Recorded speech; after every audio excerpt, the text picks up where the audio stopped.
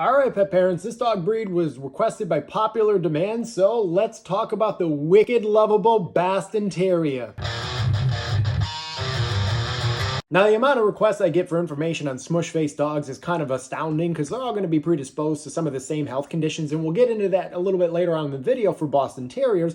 But as always, who's ready for a history lesson? What class did you say that was? History. Yeah, just history? So the Boston Terrier breed that we know today was actually developed in Boston, but its original ancestor came from Liverpool, England in the 1860s when pit fighting was still a thing.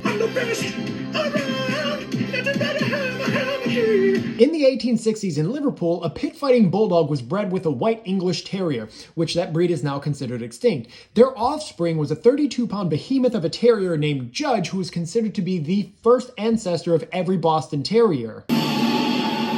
The almighty Prince Vegeta! Judge was eventually purchased in England by an American named William O'Brien, who then brought Judge back to Boston.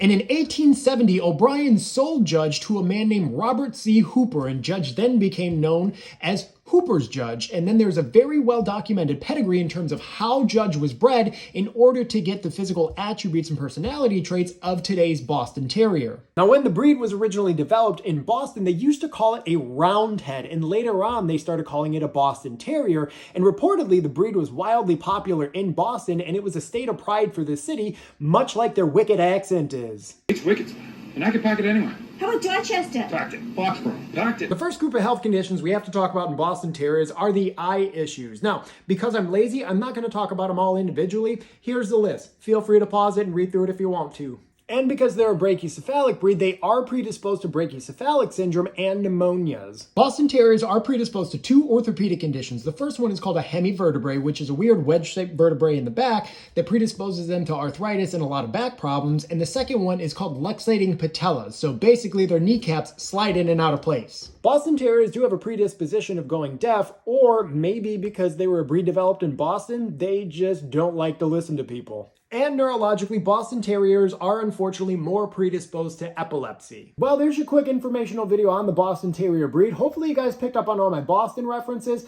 and hopefully I don't get a lot of hate mail from people from Boston for my wicked attempt at their accent.